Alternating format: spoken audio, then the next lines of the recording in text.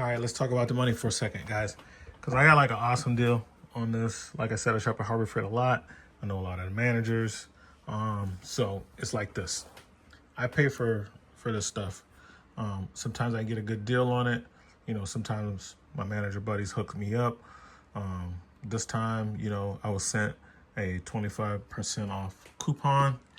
And so like I'm showing you, like, here's my original receipt. The scanner, $1,700. I got $425 off, so I paid $1,274. Out the door, $1,364. But then, because, you know, my folks are, you know, looking out for me and stuff like that, so what end up getting another discount after I paid for that. No squabbles, paid for it. You know, my man was like, nah, we're gonna take something else off for it. And so I got another discount. I'm using my pins to cover up stuff because I don't need to get my people in trouble or anything like that. I'm not trying to put anybody on blast. But yeah, so I got like another $255 off, which that had to subtract the tax, so I ended up getting $272.85 back. That's what the refund was for. So I got a refund that brought the price down of my scanner to $1,019.99. So I was able to get this $1,700 scanner for $1,000, and that's a pretty good deal. As promised, we're gonna look at the scanner today. Just got done earlier doing the video on the Alltel version of the Power Probe, which is here. Now we're looking at this ICON T10 scanner. Here is the T8. I don't have the box for the T8 out, but it's much slimmer. It's about half the size, half the thickness of this one. But I've already did a 1-year review on this guy, so that information is out there. This guy is the T10, and I'm gonna be talking to you about this one. Let's talk about the scanner a little bit and why I bought it, especially because when I first bought this one, I was like not real that happy with it. You know what I'm saying? But that's what happens when you buy a product that isn't fully released yet, and you know, you get to go through all the bugs, and you know, after all the updates and the bug fixes, the tool is fine. The tool is fine, and I don't have a problem with it. Okay, so we got a few other tools out. I got a couple of my Alltels. I do not have the launch scanner out here. This is the Alltel, and this is more so for comparison. This is the Alltel IM508. I bought this for key programming. Okay.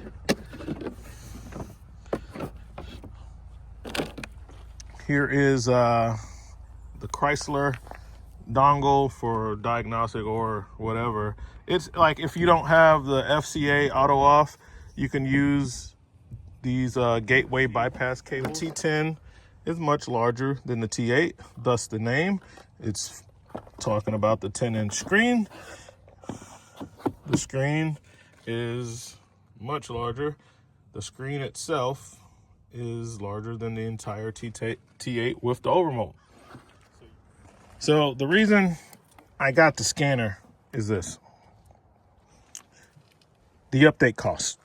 Really available. I have friends, many managers that I am close friends with at Harbor Freight, and I got them to find out how much are the updates gonna cost for this thing after the initial updates are gone. And let's look at this one. And the update cost for this one is $300. So the ICON T8 and the ICON T10, they're both gonna have the same update card, and that update card is going to be $299. That's very cheap. I actually called the tech support, talked to tech support, whoever makes the scanners for them. I don't know if it's launch or not. Whoever does the software, I talked to that guy, and he was like, listen, because I was asking him, he was like, I don't know, we don't set the price, blah, blah, blah. We do the tech support. But he's like, what I can tell you is that it's going to be very competitive. They're going to have the updates priced very competitively. So I got the manager, called corporate, all that stuff, and he came back with the number. And it's not the true fix. I'm not talking about that. I'm talking about the actual diagnostic software like this. On this scanner, which is, currently out of subscription. It's been expired for 49 days. I typically keep this scan tool, if no other. I keep this one updated because I can get the updates for $250. Yes, the updates are actually, let's get it out of the glare. And the screen is really shiny. But the updates are $349.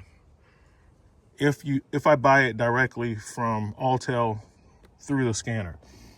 But what happens is this scanner is no longer in production. This is an IM508. They came out with an IM508S after they made the IM608, which is a scanner this size or larger that comes with a J box. Once again, it's a high-end diagnostic scanner that also does keys. And the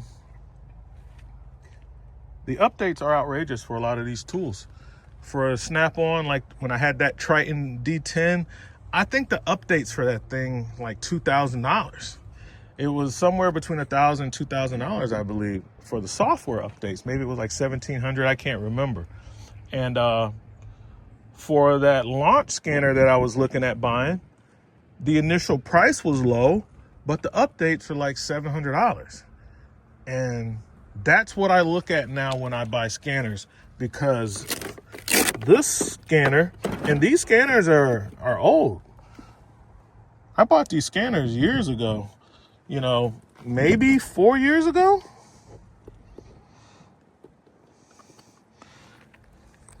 I think the updates for this one is like $500 for this MP whatever. Let's see, what's the year on this thing? It doesn't have a year on it. This is not a new scanner. I've had this scanner for at least 4 years. I think I've had this for like at least 4 years. And then I bought this one after to do some keys for my sister. And I can also had a car, an Infinity, that I did some keys for myself as well. So this one has the cheapest updates, which is why I keep it updated. This tool, $250 is what I get them for, because I buy them from authorized resellers. So what I was getting at, because I squirrel, places that can't sell these updates, but they've purchased a bunch of them from Alltel when the tool was hot. They bought a bunch of the tools, they bought a bunch of the updates, they got rid of all the tools, and nobody's buying the updates, because a lot of times, because the updates are so expensive, people like myself who actually look at it objectively just buy another scan tool, which is part of the reason why I got the T8, because I didn't want to update this one. Let's see how much the update is for this one. So you can get these from like ODB Price and AlltelStore.com, JB Tools, different people. They're just trying to get rid of the rest of these update cards for this scanner that they don't sell anymore, but they're stuck with the update cards, so they slash the prices on them. And I believe one time I got an update card for this one for $200 from JB Tools. They don't have any more. They've gotten rid of all of them. So I'm waiting for this one to come up. But yeah, guys, that's the ultimate purchase decision. That was the ultimate deciding factor. Was like, okay, once he guaranteed me, that he found out through, calling his bosses, that when they do release the update cards for these, which will be at the end of this year, it's going to be $299 for both scanners. one update card would work for either scanner. Okay, so that makes it worth it to me. And you can see here, my subscription has expired, and I'm gonna hit renew. And I wanna see, I know it's something crazy because I was like, nah, I'll just buy the, yeah, see? $600 a year. You can buy a new MP808TS, the newer version, for like $750. For like $150 more, you can get a whole new device. So like, why would I pay that much for the update? You know what I'm saying? That's how I'm looking at buying scanners now. I'm buying scanners based on, okay, can it do what I need it to do? Yep. It's a good scanner. You know, does it have all the features? Yep. All right, how much do the updates cost? That's what I want to know before I buy the scanner. How much does the updates cost? I didn't know that when I bought this scanner. I knew that it was either pay this update of $5.99 or pay the $8.99 for this one. And I might have got like a, I don't know, 10% off or something like that using Harbor Freight credit card or something. I don't remember. I might have paid the full price. I can't remember how what I used to buy it. I might have put it on a corporate card and paid the full price. But it was $300 more than paying the update on this one. And these scanners still work. As long as it doesn't have to get on the internet and download some updated file, it works on the vehicles that the last time I updated, which was like in 2020. I think it was like 2020, 2021 was the last time I updated. So, yeah. And these scanners don't do ADOS. Neither one of them. They don't do any ADOS calibration. I think they made it to where you can like do something and buy something. I don't know. These scanners never did ADOS. These ones do some. This one does some ADOS. This one does a lot more ADOS. All right. So now that we got that out of the way, let's take a look at the scanner. We're gonna scan a car. Where's the VCI for this thing? It's the same VCI as that one, but that VCI is paired to. So I'm going to. Here it is. So you got the CAN, FD, DO, IP, what, dope fit, whatever. For certain Audis, Volkswagen, or something like that, to use that. So I'm gonna scan this car because I know it has a code, and then we're also gonna do. I got to work on a Suzuki, and then I got a lady that called while I was making the video, and that's why I cut the video to. How's those seats look? Pretty sweet. Pretty sweet. Oh man. Let me get down. Let me get down and hit the ODB. Got the car on and don't want to get nicked for the music there.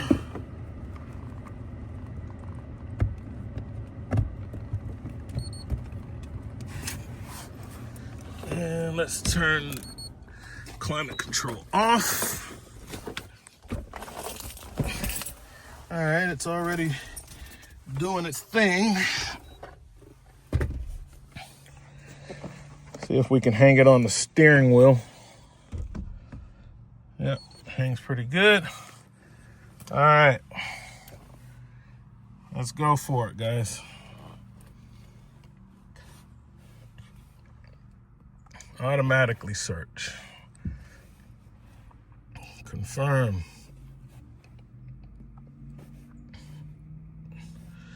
Let's go to topology. Not a whole lot. in this, it's got a little bit of ADAS, not much.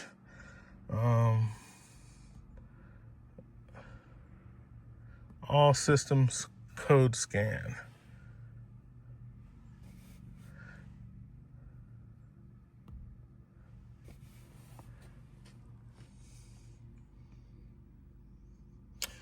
Now, it doesn't tell you the progress.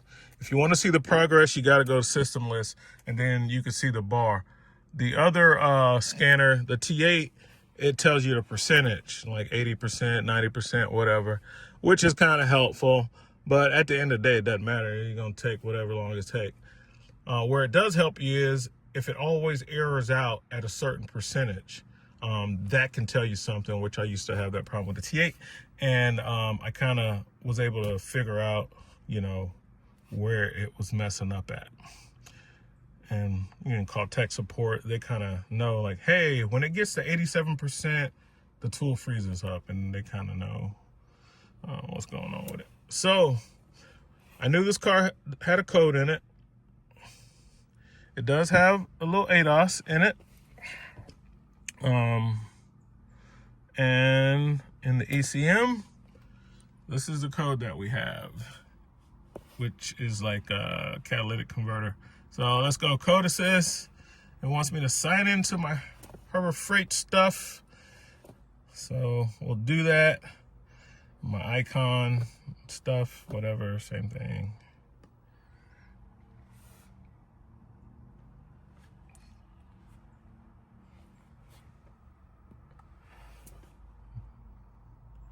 All right, so there you go. This is integrated.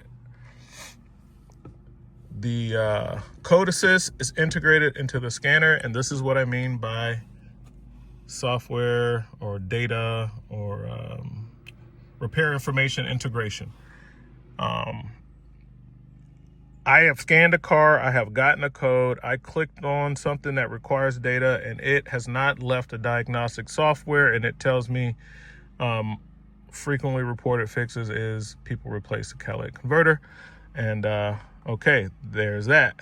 If I go to TrueFix, it takes me out of the diagnostic software just as I suspected, and it sends me to a web browser, and it is attempting to load the motor software through Harbor Freight, which is called TrueFix. And yeah, that's not integrated. That's a hyperlink. It hyperlinks me over to Google Chrome and, you know, goes to a web page. So, yeah. So that's taking its time trying to do that. I'm just going to turn it off. I'll do it again because I had so many windows open. It might have been freaking it out. But yeah, it's just going on. It's going to bounce me to a web page, and eventually, you know, once it opens up, it's just taking a long time. I'm not that far away from my access point. Wi-Fi signal is pretty good. But you can see what's going on. Like, it has gave it some information. So like it's talking to motor and it's saying, okay, this is the car. He's looking for this VIN number and some wild cards and the search term, you know. So it's doing a query. It's doing the best that it can outside of true integration. So it kind of gives you a focused search and then takes you over to TrueFix/motor. And so it's having to talk to motor and doing the little authentication in the background. You know, the tool is supposed to remember I have logged into it before from the scanner. It's supposed to, you know, remember your ICON password or whatever, and then it will eventually it will bring it up. It normally doesn't take this long. Part of the problem probably could be I didn't use the TrueFix that came with the scanner. It comes with a year. I already had a subscription, and that's the one that I logged in. So maybe it works better. We'll look at it on the T8. And if it works a lot better on the T8, then that's probably a problem. But anyway, here is the code. Let's look at the sonar. No DC, no DDC, but I want to go inside the module. Will it let me do that? Okay, so that's the parking distance. Let's go. All right, so I guess it's the thing that beeps when you get too close to stuff when you're backing up, the little dots that are on the bumper back there. So, of course, it's bidirectional control and all that. I want to see how it does on the,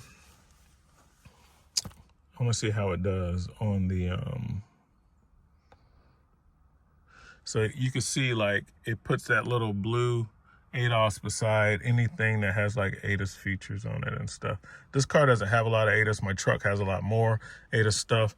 So, you know, but yeah.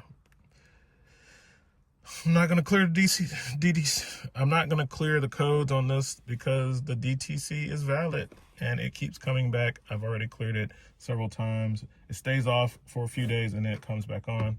So I already have the catalytic converters for this. So I'm not going to clear codes until I actually fix it. Let's exit. So that's a quick rundown of the scanner. Now that I have this one, what am I going to do with the T8? Well, I don't know, man. It's smaller and it's easier to carry around in my truck. I do like to keep a scan tool in my work vehicle because sometimes I run into stuff. Another plus that I was looking at with that launch scanner was for, I don't know, for an extra $200 or so, you can pay some money through the software on the scanner so that it can, oh, that needs to go in there, do, and I'm saying it like that, but listen, that's a good feature. Like, they made it to where you can do heavy duty vehicles with that launch scanner. And you have to buy another kit that has all the adapters like that one has, because, you know, Freightliner, you know, diesel trucks have different DLC connectors. So they're different shapes and everything. So you got to buy that, but for not a whole lot more money, you can, and it might be an annual thing, which kind of sucks, you know. At that rate, I'd rather just buy a commercial vehicle scan tool. If I have to keep paying the $200 or $300 every year just to do heavy duty trucks, if I know I'm working on heavy duty trucks, I would probably buy a commercial vehicle scanner at that point. But yes, guys, that's the scanner. I'm gonna scan some more stuff. I'm gonna click off and get to the what do you call that thing? That Suzuki. I will probably never update this tool for $5.99 because, like I said, you can get these tools for not that much. I'll pull it up on my cell phone. Let's see. It's a MP 808 TS. They don't cost that much, man. They cost more back when it first came out, but this new old stock, people who's got these scanners sitting around, they don't cost that much, and even the newer versions don't cost that much. See? And that's the updated model, the MP 808 STS 729. 729, guys. So why would you pay to update this old hardware? And it's not like Autel is known for their great touchscreens and hardware. The tablets aren't that great. But for $130 more, you can buy another one. So I don't know why anybody would do that. Unless they just didn't know. I don't know. Don't do that, guys. Just buy another scanner. And before you buy a new scanner, find out how much the updates are so that you can know if it's going to be worth it for the true cost of ownership. You need to know what it's going to cost you year after year. All right, let me close this out. This video is getting long. I need to go scan that Suzuki. All right, guys, we're in the Suzuki. This is a 1998 Suzuki Sidekick. And I got the very much so out of date Autel MP 808TS connected.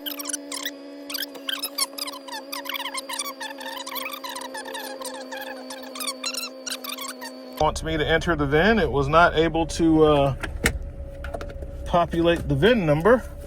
So I'm just gonna pull out the registration. No, it wasn't able to scan it.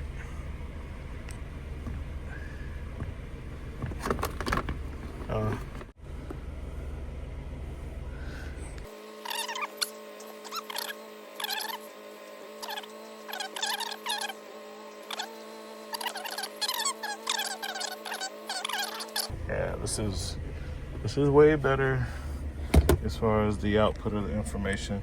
So I got my cylinder 1 misfire, and I would like to see live data.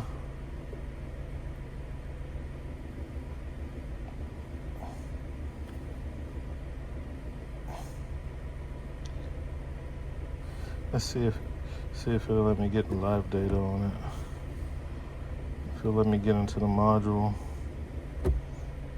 But at least I can see that I got a current pending codes. I see I got transmission codes on here too. Let's go out, escape. I want to see some live data so I could see my misfires in real time.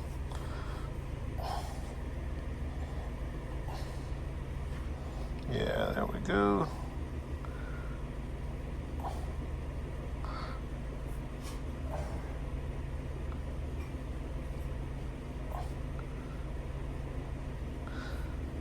Yeah, it's not letting me see my the misfire counter. We got the other Autel, then we'll do the ICON. The ICON works good. I've done it already, and then I had to do something else. So I basically had to go into for all of these for this car. It's an old car. It's probably borderline ODB2 or whatever. It's a it's a late 90s, but I had to go under just regular ODB information, and I'm trying to find one of these scanners that'll let me see an active misfire counter. It's showing me that I got the 3 DTCs, but it's not letting me see any real. It's not letting me see the misfire data. But it is telling me that I got misfire on cylinder 1.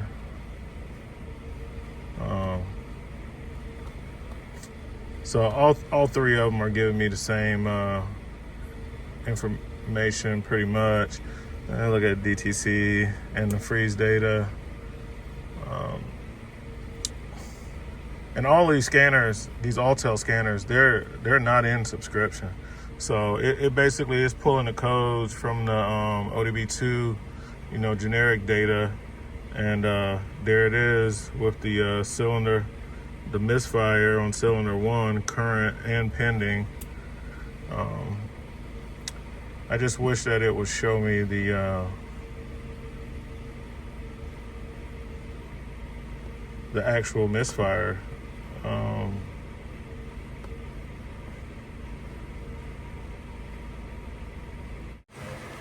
All right, so none of that worked. It didn't do it. So I went into the generic ODB data, and here you can see it like on the Autel, and when we look at it, this is how it shows up. and that's how it comes out. So that's what we got. And everything that I see says that cylinder 1 is the one in the front. So I'll pull that coil and that plug and see what it looks like. All right, guys, so I went to the parts store, grabbed some plugs, and now I'm gonna clear the code. This should be cylinder 1 based on the diagrams that I saw on the internet. I moved the coil from cylinder 1 to cylinder 3, and I changed the plug in cylinder 1, and I got the T8. I like that this scanner is small. I like having a big one for the big screen, but when I want to just grab something quick and dirty, this is a good size. Go and try to do it like telling that it's Suzuki and all that. There it is. All right. So you can see I got the cylinder 1 misfire. I'm gonna have to look at that crankshaft sensor some other day, but right now I'm just worried about this P031, and I'm gonna go ahead and clear the codes because I have clear trouble codes. Yes, I heard some clicking. It says they've been cleared. All right, I'm gonna go out. I'm gonna end it. I'm gonna turn the key off and cycle it. And then I'm gonna test drive this thing. All right, guys, so far so good. I hadn't had an issue. It's probably just a bad plug. It's holding steady. It's nowhere near as bad as it was. It's up to operating temperature. I never drove it because the misfire was so prevalent just from having it sitting in idle. So now I'll put it on the road and see what's going on. Then I'll come back and scan it. So all the readiness monitors should reset. All right, took it for a test drive. Got it up to about 65 miles an hour. This is just a 1.8 liter 4-cylinder, guys. It's 20 something years old and it's slow. And it was like that when I bought it, but it runs good. And I can't tell the misfire, but I'm not a computer. So the check engine light didn't come back on. Guess my dad, I have to drive it some more without the check engine light being on. I doubt if it's gonna log the code. So, all right, so that's a wrap. I use, typically when I do plugs, I put anti-seize on stuff, man. And more than just plugs, on certain bolts and stuff too. So stuff can come back apart. This is the plug that I took out. Yeah, I don't know how many years it's been in there. It's been in there for years. Because when I first got to Suzuki, I'm the one who put them in there. And I use NGKs, so that's, but the plug, I mean, the reason I bring that up is, man, this thing was so tight. I don't know if you can see it. It was rounding. And this 5/8 spark plug, man, come on, folks. But you can see it was rounding off inside the spark plug wrench. And before anybody goes, oh, you're wrong, it's 5/8, man. I got the new ones. It's 5/8. So it was just in there that tight. It was seized. It wasn't cross-threaded. The new plug went in. I was able to bottom it out by hand tightening it with just the extension. So it wasn't cross-threaded. It was just seized, and that's why I use anti-seize on stuff, guys. That's why I use that. I had to use this stuff to help get it out. And not ideal to spray this in the, but I can move it forward a little bit. I can tighten it a little more, and I can loosen up a little bit. So I just worked it back and forth.